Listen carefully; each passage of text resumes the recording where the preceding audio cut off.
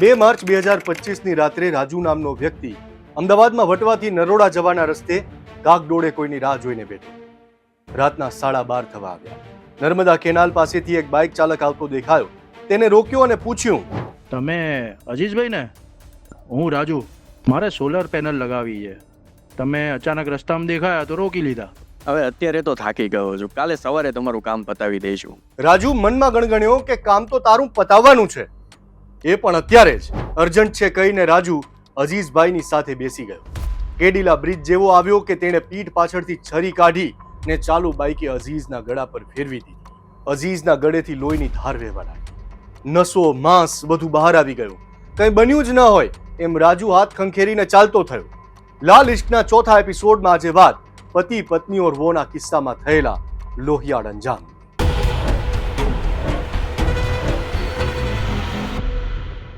Raju, Gita, Aziz, કરિશ્મા કહાનીના આ 4 પાત્રો છે. ફિલ્મોમાં જેમ એક કંપનીમાં કામ કરતા 2 લોકો વચ્ચે દોસ્તી થાય એમ રાજુ અને કરિશ્મા બંને એક જ કંપનીમાં કામ કરતા હતા. જો કે રાજુના લગ્ન ગીતા સાથે અને કરિશ્માના લગ્ન અઝીઝ ખાન સાથે થઈ ગયા.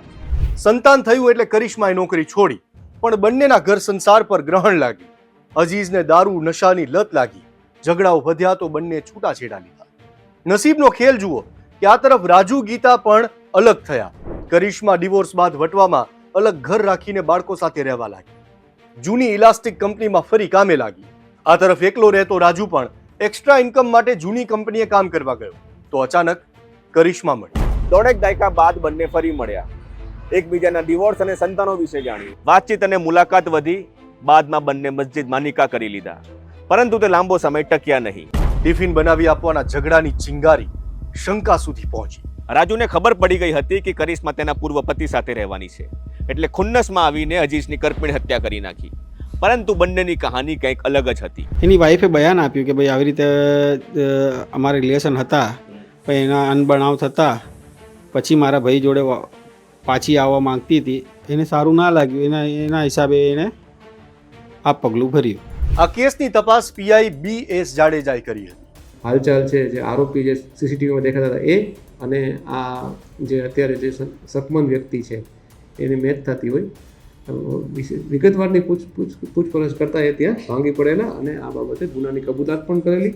આ મુદ્દે જ્યારે અમે કરિશ્મા સાથે વાત કરી તો તેણે ઘટસ્ફોટ કર્યો કે અઝીઝ જોડે રહેવાની ધમકીઓ આપતો હતો. એ હદે કે તેણે કહ્યું હતું કે જો તું જોડે રહેવા નહીં આવે તો ઇસકા અંજામ તું દેખેગી. અઝીઝનો હત્યારો રાજુ અત્યારે સાબરમતી જેલમાં કેદ છે, જ્યારે પત્ની કરિશ્મા બાળકો સાથે એકલી રહે છે. લાલ ઇશ્કના 5મા એપિસોડમાં જાણીશું પરિવારની વિરુદ્ધ દીકરીએ દલિત સાથે લગ્ન કર્યા તો પોલીસની હાજરીમાં જ તેને રહેસી લાગી.